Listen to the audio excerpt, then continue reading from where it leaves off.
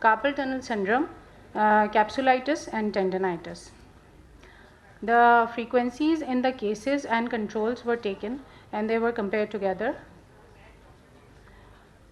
Coming to the results, about 62% of the 151 diabetic patients, they turned out to be normal, whereas 38% of the patients, they showed abnormalities of hand and shoulder.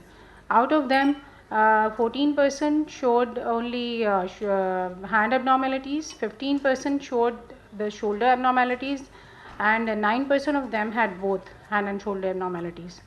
Coming to the frequency of these abnormalities, we can appreciate that most of the patients came with abnormalities of the shoulder, that is 13.2%, and 10% regarding capsulitis and tendinitis, and then limited joint mobility also is showing a frequency of 13%, which was then followed by carpal tunnel syndrome. And then trigger finger. Dupuytren's contracture is turned out to be very rare in our diabetic population.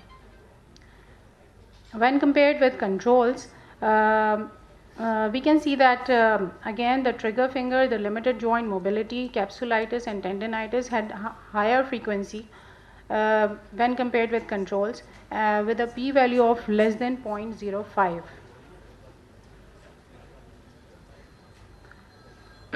Now, when we compared it with the international data, some of the studies that were done in UK, Australia, USA, and from the Southeast Asian countries, India, we appreciated that a few interesting points. First of all, when we take the cumulative values of capsulitis and tendinitis, it turned out to be that about 23.8% of the patients are suffering from shoulder abnormalities, which is, when compared with the international data, is about the same. But when we compared this frequency with the individual hand abnormalities in our diabetic population, it is more than that of the hand abnormalities. While in the international data, the hand abnormalities are more than that of shoulder abnormalities. Again, coming to the hand abnormalities, we can see that the frequency of limited joint mobility, trigger finger and carpal tunnel syndrome, they are showing lesser frequencies than the international data, and Dupuytren's contracture is very rare among type 2 diabetic patients, whereas in the West or European countries or even in India, it is very common, Dupuytren's contracture. Why? Maybe because we have excluded the patient who are taking alcohol or those that are suffering from liver disease, which weren't excluded in their studies. So I land by this conclusion that higher frequency of hand and shoulder involvement are observed in diabetic population, and shoulder involvement is more in our population than individual hand abnormalities as compared to the international data.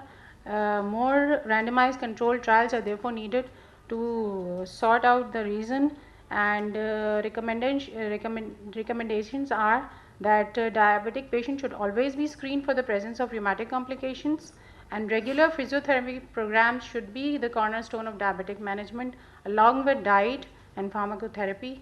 Thank you for listening, and I'll be there with my poster if you have any queries. Thank you.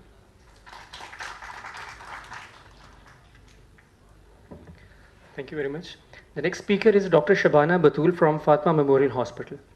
Kindly make it as brief as possible, like 3 to 5 minutes of presentation.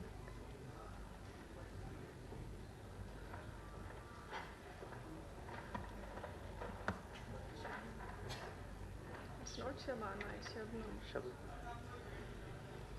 Thank you. Center wala? Okay, thank you. Bismillahirrahmanirrahim.